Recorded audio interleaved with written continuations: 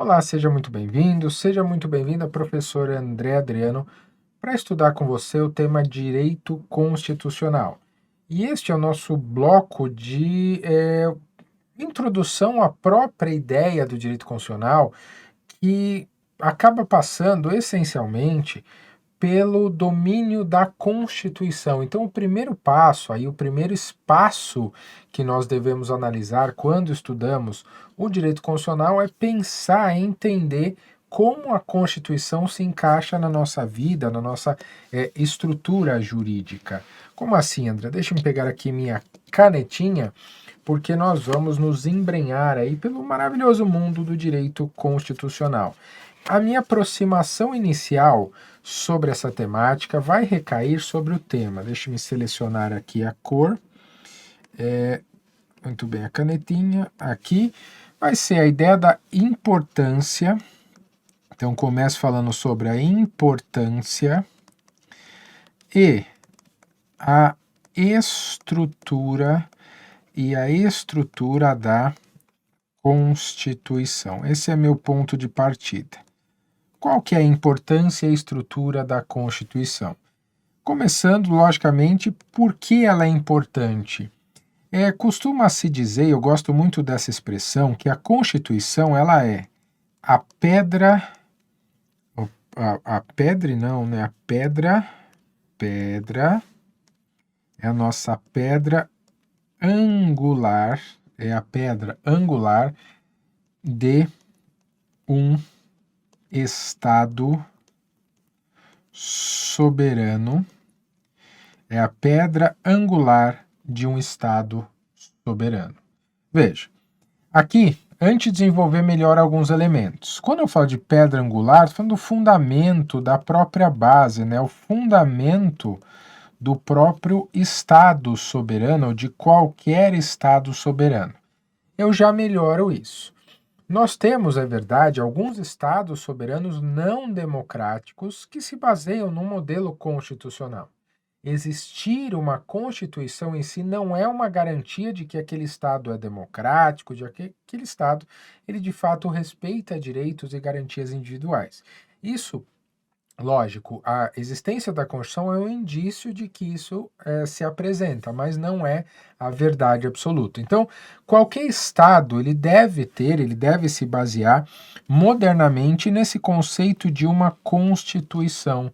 Então, essa Constituição, ela traz, então nós podemos entender a Constituição a partir do seu próprio nome, como o documento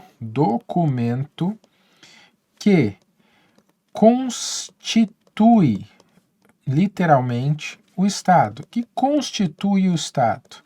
Eu posso entendê-la como uma certidão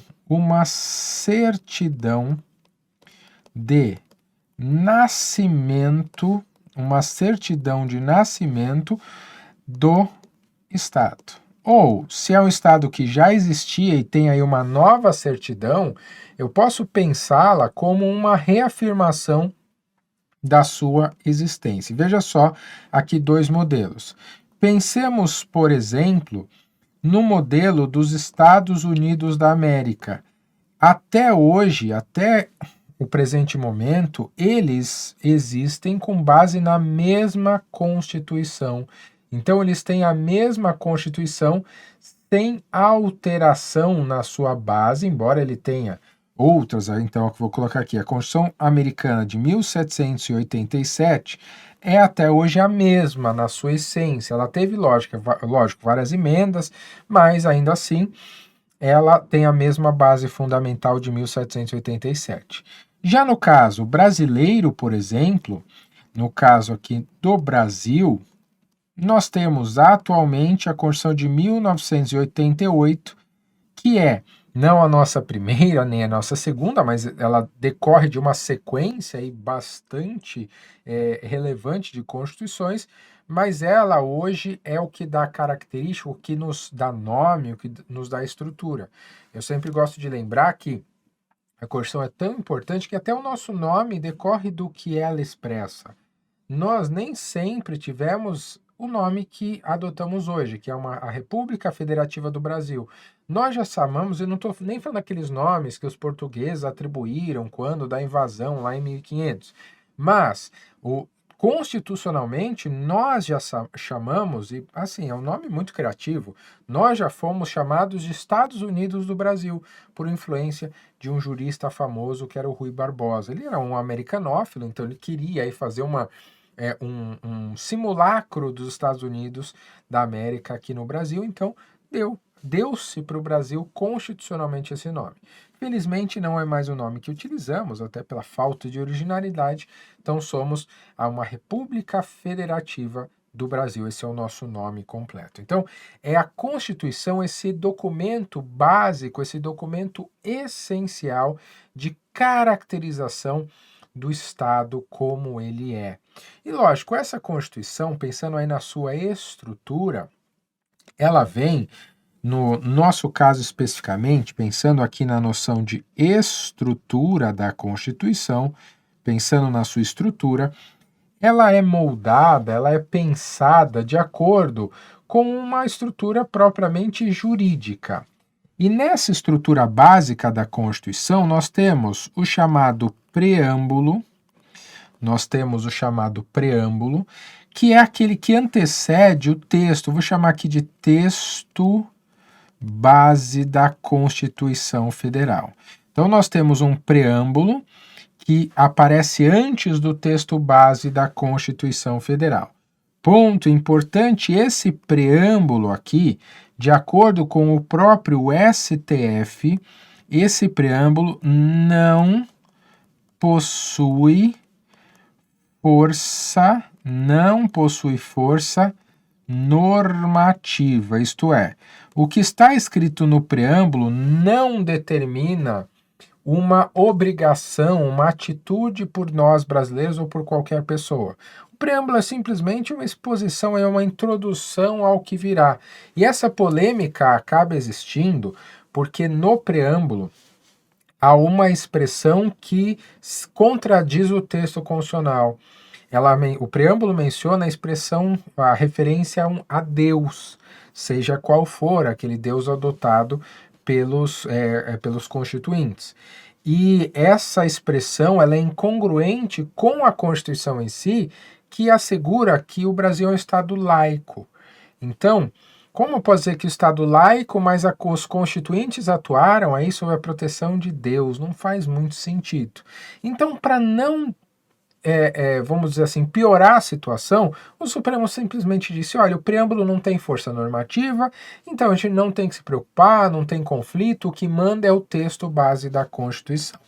Esse texto base da Constituição, ele é originário lá de 1988, tecnicamente de outubro de 88, e ele foi fruto de uma assembleia, houve a chamada Assembleia Constituinte, a Assembleia Constituinte, ou seja, nós escolhemos diversas pessoas para nos representar, para fazer esse texto constitucional. Essa Assembleia foi constituída em abril de 1987 e trabalhou de 87 a 88, sendo que em 88 editou-se esse nosso texto base, que contém até hoje o mesmo número total de artigos, são 250 artigos. São 250 artigos. É uma Constituição longa. O fato de ser longa não a faz boa ou má. Depende do que eu faço com esses artigos, né? Depende propriamente do que eu realizo. Se eu exagerar, se eu colocar temas desnecessários, acaba havendo aí uma crítica propriamente à Constituição, né? Então, nós temos esse problema que às vezes o Constituinte foi um pouquinho além do que ele deveria, do que nós deveríamos fazer. Mas ok, não vamos entrar aí no mérito desse assunto. E veja que interessante, está a Constituição de 88, e essa Constituição, esses 250 artigos, eles têm diversas emendas, que são modificações do seu texto originário. Essas emendas são de dois tipos, essencialmente. Nós tivemos as chamadas emendas de revisão. Essas emendas de revisão, elas só existiram em um determinado momento histórico. Essas emendas de revisão são todas lá de 1994 e são um total de 6 emendas apenas. E por que isso? De onde saíram essas emendas? Essas emendas aqui, elas são fruto, elas são resultado do nosso plebiscito. Houve um plebiscito logo depois da edição da Constituição, na verdade em 93, né, a Constituição de 88, e disse, olha, daqui 5 anos deve-se estabelecer um plebiscito no qual você, povo brasileiro, vai fazer 2 escolhas. Você vai escolher a forma de governo e o sistema de governo. Então essas 2 escolhas foram feitas lá em 1993 e decorrentes dessa escolha, a Constituição previu a possibilidade de emendas de revisão, porque essas escolhas poderiam necessitar de grandes mudanças na nossa Constituição. Muito bem. Além dessas emendas de revisão, nós temos as emendas que eu vou chamar aqui de emendas comuns, que não são de revisão. Essas emendas, nós temos mais de 100 atualmente, sendo curiosidade que a primeira emenda à Constituição, e a primeira normalmente tem um significado interessante, né? A primeira emenda à Constituição, deixa eu mudar a cor aqui, ela é de 1992, então veja, 4 anos depois, um pouco menos de 4, na verdade, que ela é de março de 92, decide-se fazer uma emenda à Constituição, e a primeira, sobre o que ela cuida? Pasme, ela cuida sobre a remuneração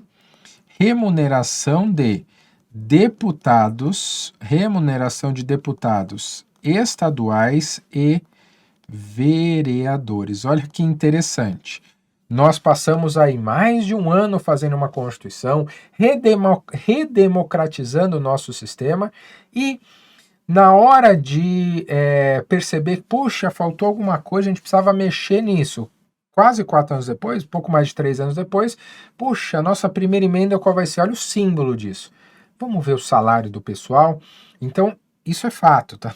Não é piada, embora eu goste da galhofa muitas vezes, mas é fato. A primeira emenda diz respeito a essa temática. É um pouco triste, convenhamos. Ok. Esses 250 artigos, eles são divididos da forma como a própria estrutura normativa indica, eles são divididos essencialmente em títulos.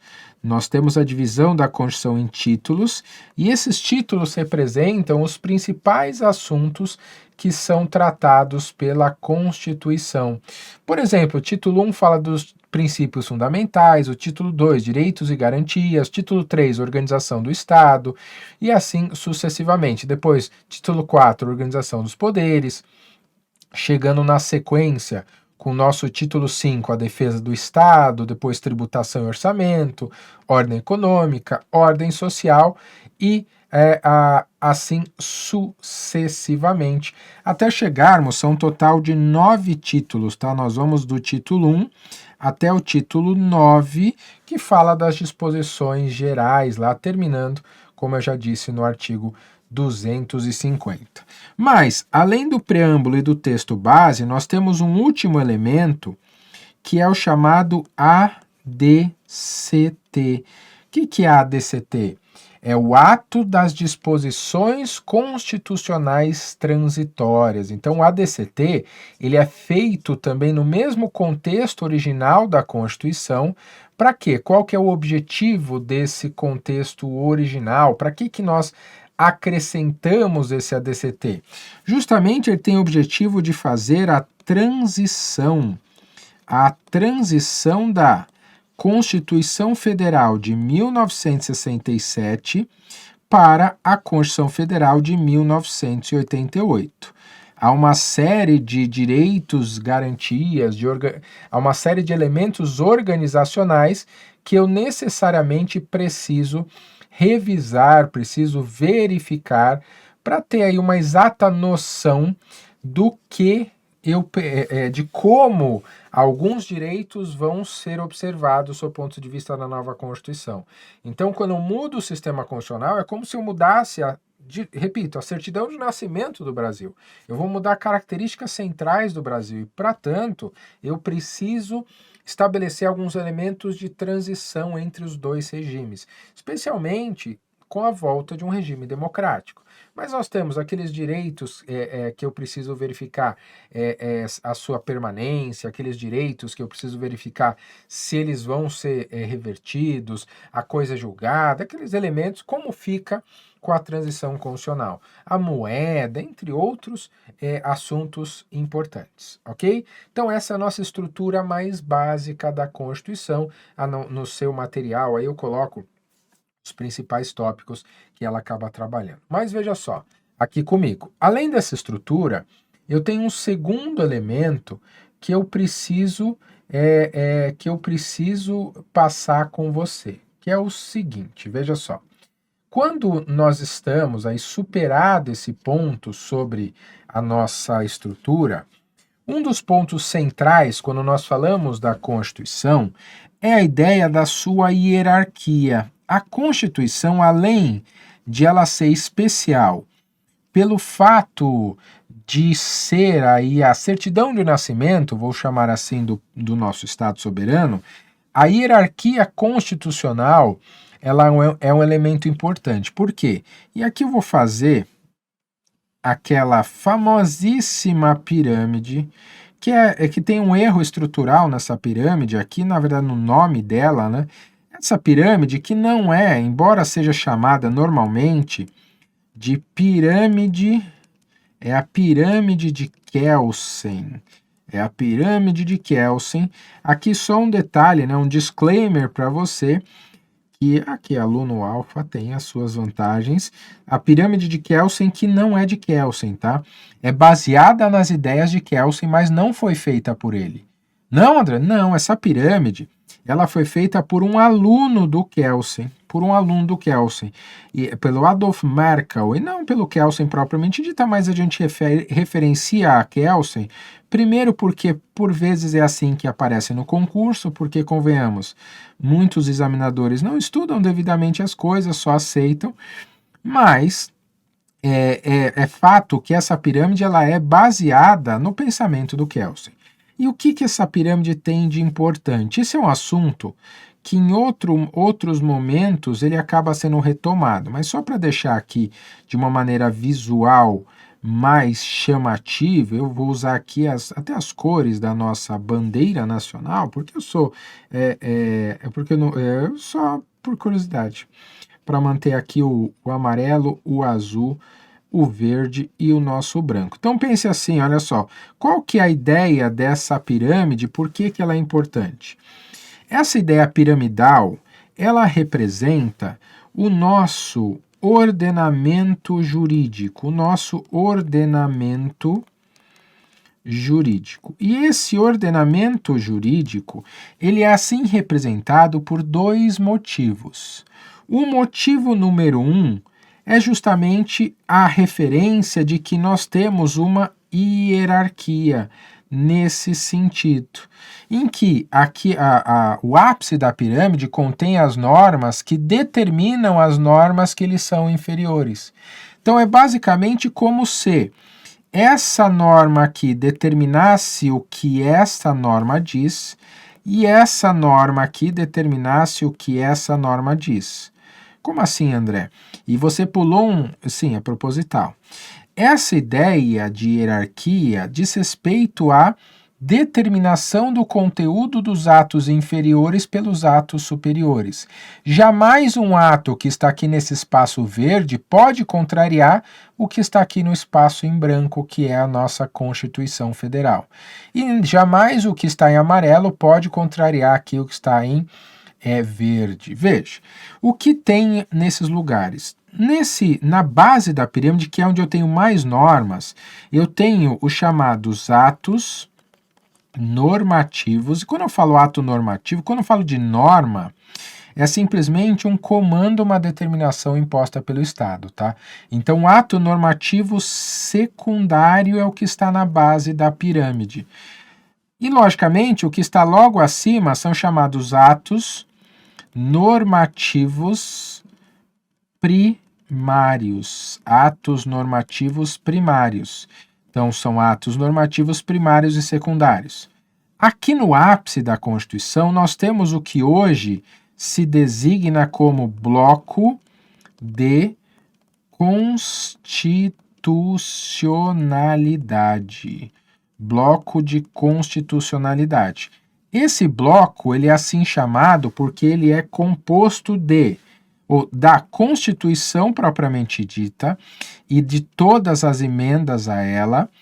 É também composto pelo ato das disposições constitucionais transitórias e por tratados de direitos humanos que forem aprovados seguindo o rito próprio das emendas, como determina o artigo 5º, parágrafo 3º da Constituição.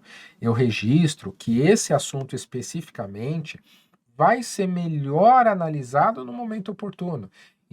Quando verificar aí a questão do conflito entre tratados e a Constituição, mas isso tem o seu momento. Aqui eu preciso que você perceba outra coisa, ou outras coisas. Então, esse bloco de constitucionalidade é aquele que contém todas as determinações mais relevantes do nosso sistema e que obrigam ao funcionamento de todo o sistema. Todo o sistema é obrigado, é vinculado por esse bloco. Só que, por um problema e uma necessidade, aqui no meio do caminho, o STF fez-se obrigado a estabelecer um espaço que ele vai chamar de infraconstitucional, porque obviamente está abaixo da Constituição, mas que ao mesmo tempo é supralegal, porque está acima das leis. E o que contém esse meio do caminho aqui? Ele vai conter os tratados internacionais de direitos humanos que foram aprovados não de acordo com esse rito do artigo 5º, parágrafo 3º, mas de acordo com o parágrafo 2º. Essa diferença aqui não é o momento para a gente debater, para a gente aprofundar, mas é um momento só para você visualizar e entender o seguinte, entender como isso funciona. Veja, a Constituição ela tem essa relevância especial exatamente pela posição em que ela se encontra na nossa pirâmide normativa, porque ela está aqui no ápice, portanto, ela determina esse bloco de constitucionalidade, ele realiza o controle de todo o ordenamento. Então, quando nós fazemos as nossas escolhas para editar uma Constituição, nós vinculamos tudo aquilo que virá na sequência. Então, todas as leis, todos os atos inferiores serão baseados nessas decisões tomadas pelo Constituinte. Ok?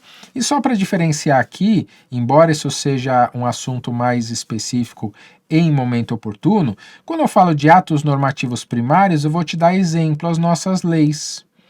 E atos normativos secundários, exemplo, as nossas portarias. E eu vou citar uma especificamente aqui para facilitar a sua lembrança. Pegar este verde aqui. Pegue, por exemplo, aqui dentro das leis, a Lei 11.343 de 2006, que é a nossa lei de drogas. Essa lei de drogas, ela não consegue existir sozinha. Por quê?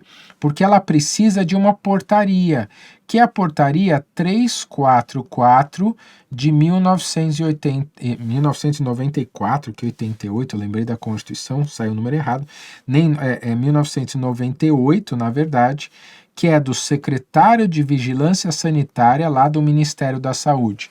Como assim, André? Olha só, a Constituição, por exemplo, ela menciona no artigo 5º que o tráfico ilícito de entorpecentes e drogas afins será um crime equiparado a hediondo. Menciona só isso sobre a Constituição, ainda fala uma questão mais específica depois, mas sobre a expropriação de bens em que se faça o cultivo de droga, mas ok. Menciona o tema droga em 2 dispositivos. Aí o legislador, em um ato normativo primário, faz a lei de drogas, a nossa lei 11.343. Lá cria os crimes de tráfico, etc. Só que o legislador, ele não define o que é droga, porque esse é um papel técnico. E esse papel técnico é remetido para o secretário de Vigilância Sanitária, que é lá do Ministério da Saúde. E também é bem verdade que nós temos aí tratados internacionais que cuidam do assunto também. Mas essa aproximação era para... esse assunto vai ser ainda aprofundado no momento oportuno, mas é para você perceber a estrutura da Constituição e por que ela é tão importante, não só porque a nossa certidão de nascimento é a nossa conformação da utilização do poder, mas também porque ela vincula toda a estrutura normativa. Todas as normas em vigor no Brasil precisam segui-la, ok? E para fechar a nossa conversa, tá, mas de onde sai essa tal de Constituição? Qual é a origem ou as origens da Constituição?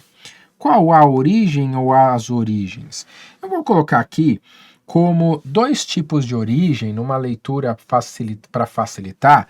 Nós temos as origens que eu vou falar de origens remotas, as origens remotas. Como origens remotas, eu posso fazer uma divisão em 3 momentos, 3 períodos. Vou usar aqui a antiguidade. Quando eu falo antiguidade, normalmente aparece Grécia, né? Na Grécia Antiga. Vou lembrar aqui a Roma. Roma não, né, André? A Roma Antiga. A Roma Antiga. E, por fim, lembrar aqui as famosas cartas magnas, os pactos da Idade Média. Veja, essas origens remotas, aqui que eu explico melhor, aqui a antiguidade nós temos essencialmente o modelo da Grécia Antiga, em que eu tenho 2 autores primordiais. Aqui eu tenho Platão com a ideia da república, e Aristóteles com a sua famosa obra que é a Política de Aristóteles. Então eles pensam nesse contexto, assim como na Roma Antiga, que nós tínhamos a lei das 12 tábuas, as leis das 12 tábuas. E nas nossas cartas, um dos principais, aí talvez o mais famoso, né, a Magna Carta Libertatum, a Magna Carta Libertatum é o nome inteiro dela, que é lá de 1215. A Magna Carta Libertatum, que é de 1215, e ela acaba sendo importante pelo seu padrão histórico, né? pelo seu mas pelo registro histórico. Mas essas origens remotas, elas vão trazer na Constituição, essencialmente, uma figura de documento básico de organização do poder. Mas para a gente isso não basta. A origem que mais nos importa, falando das constituições, é aquela origem centrada num movimento chamado de constitucionalismo. Constitucionalismo que eu vou chamar de constitucionalismo moderno. Esse constitucionalismo moderno, ele tem alguns elementos centrais, alguns momentos centrais, mas eu vou inserir esse constitucionalismo moderno para facilitar ao máximo possível a nossa leitura.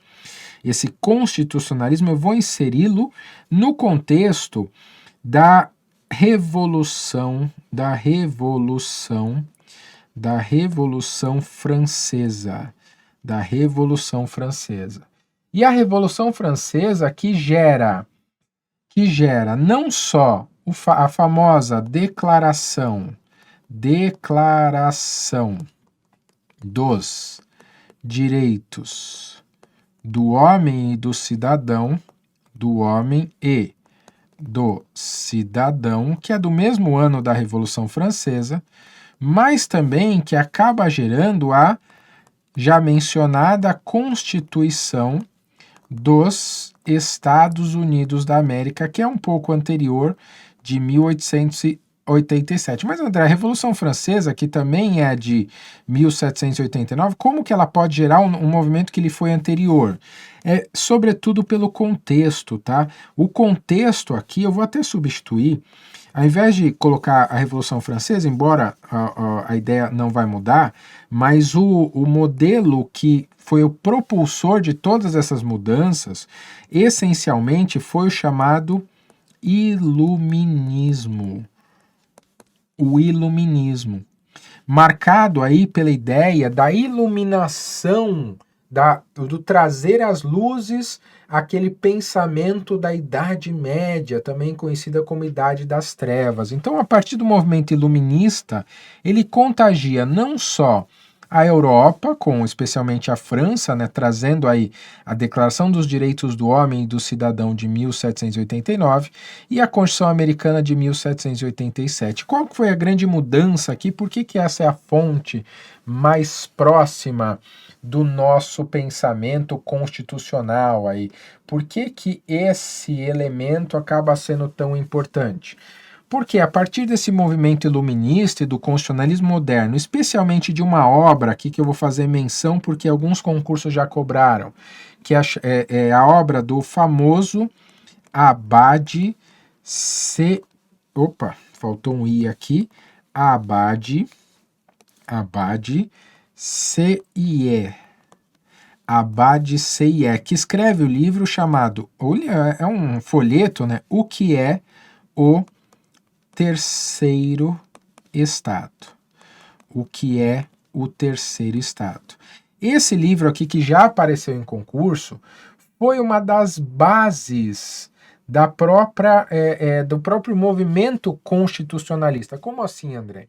Num contexto da Revolução Francesa, da ascensão do Iluminismo, o que se tem é uma tentativa do povo de superar o poder do rei absolutista e, a partir daí, estabelecer um documento, por isso o movimento constitucionalista, um documento que não só organize o poder como as ideias clássicas da Constituição, mas, sobretudo, que o limite.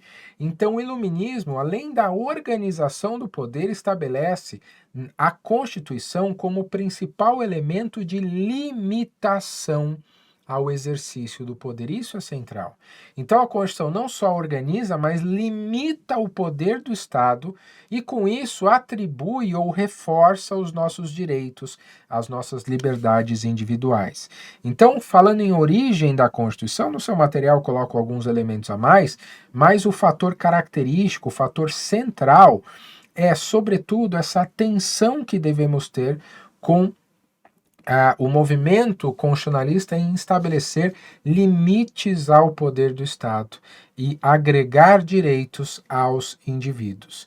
Essa é a grande marca, a grande chave que nós podemos definir da mudança do constitucionalismo para do constitucionalismo remoto para o constitucionalismo moderno. Esse livrinho do Abade C.I.E., que é um membro, um membro do clero, né, que acaba falando o que é o terceiro estado, e o terceiro estado é o povo.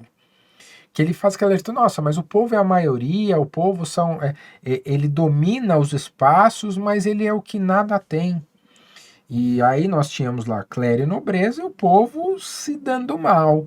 Praticamente o que o que ainda vivemos hoje no Brasil, mas é o que o concurso nos ajuda a melhorar um pouquinho, né? A gente sai um pouquinho desse substrato de sofrimento social, o sofrimento dos boletos e da preocupação com o salário do mês seguinte. É por isso que estudar para concurso é tão importante e é por isso que esse caminho, embora difícil, é tão relevante. Mas é isso. Agradeço sua audiência, bons estudos e até a